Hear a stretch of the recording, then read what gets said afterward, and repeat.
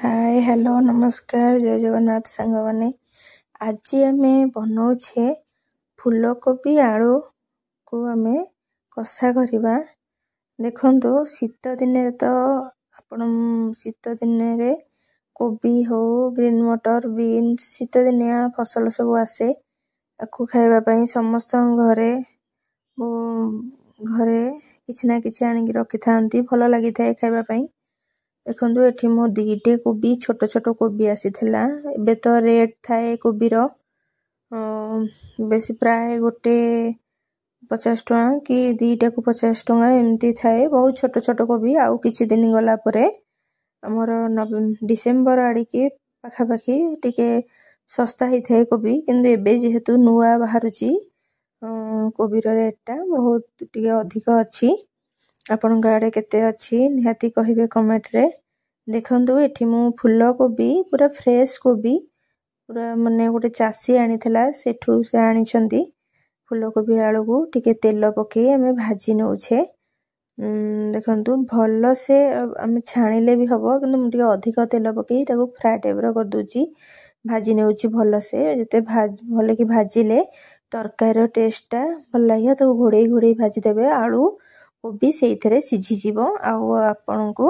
एते टाइम दरकार पड़िबनी। देखंतु फूलकोबी रे तो बहुत प्रकार फूलकोबी को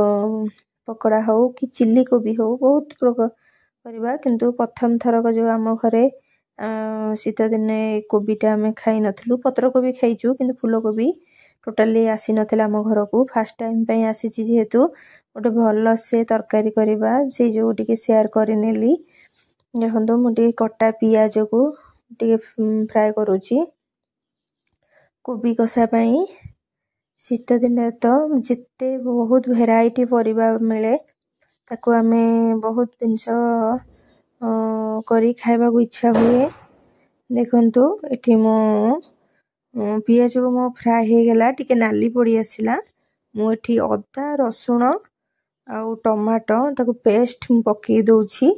आउ किछि गोटा टमाटो पके निली ता द्वारा की कलरटा भल आसीबो मसलाटा भी पूरा हमें जेहेतु कोबी की फ्राई करबा ता द्वारा कलर आउ टमाटर मसला रंगटा भल आसीबो। जेति की घरे हमर मसला अछि सेही हिसाब रे मु कोबी तरकारीटा करिछि अत्यधिक मसला मु यूज करिनी घरे नॉर्मली जेमती कोबी तरकारीटा हुए कोबी फ्राईटा मु सेही भलिया करिछि।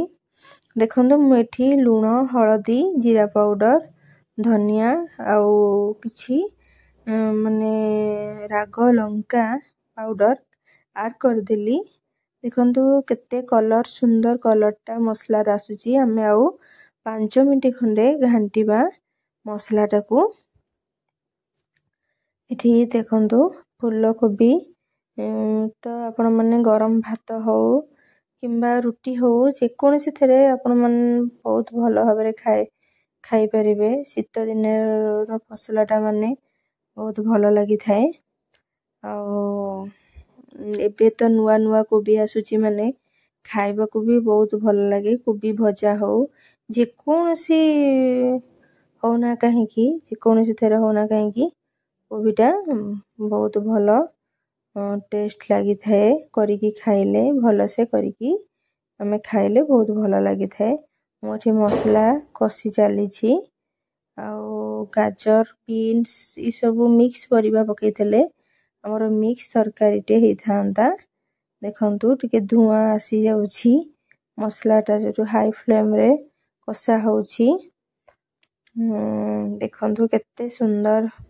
मसलाटा कसा चालीछि पूरा बेसी तेल नुहो मीडियम तेल कोबी भजारे कोबी ओटे एमिति ओटे दिनस ताको तेल भी न पकेइले भी से तरकारीटा हो भलो लागिबनी तेल कोबी रे बहुत टिके अत्यधिक टिके तेल सरी थाए किंतु खाइबा को भी बहुत टेस्ट लागि थाए।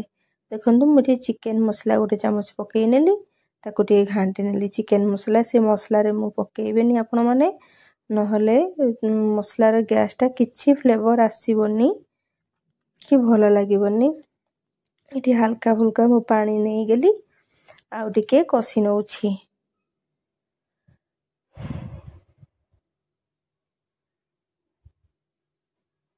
आपण माने तो कोबी बहुत नुआ आम घरे तो कोबीटा शीत दिने फुलकोबीटा नुआ मोटी जो भजा है रखी कोबी आलू को मु पूरा मसला रे गुले नेली मसला रे 5 मिनिट आमे कसी नबा वर्तमान कसी नेकी भलसे कसी नबा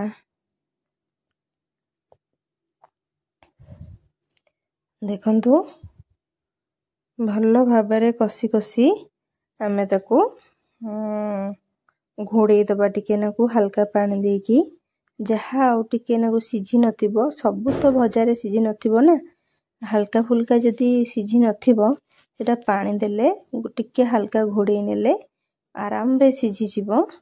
आपण माने आराम रे गरम भात संगे रे आकू खाई परिबे आकू भी झोलो आराम रे झोलो करि परिबे कि जुकुजुकिया हो पूरा भी कसा करि परिबे जे कोनोसी थेरे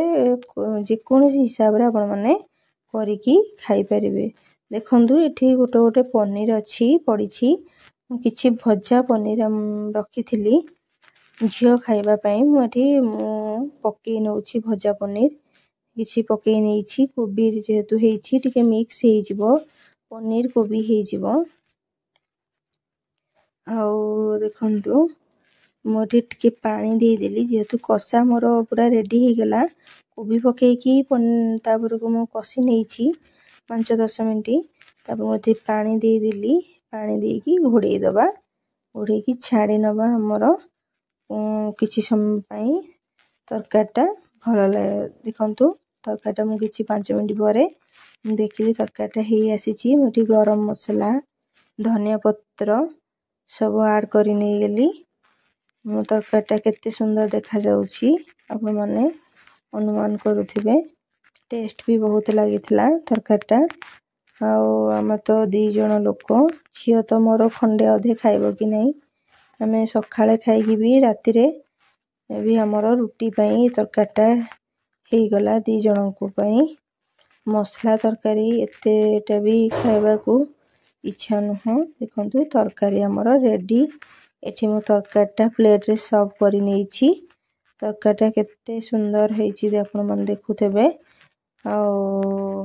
भलो सुंदर देखाउची खाइबा को भी टेस्ट लागुची कोबी तो माने फूल कोबी माने शीत दिनिया फसल माने खाइबा तो निहाती माने भात रे हो रुटी रे खाइले टिके अधिक भात रुटी खाइ छिबो नुवा करी की माने आराम रे आपण माने खाइ परिबे जदी वीडियो टी भल लागिथो लाइक शेयर कमेंट करिवे रहउची जय जवान।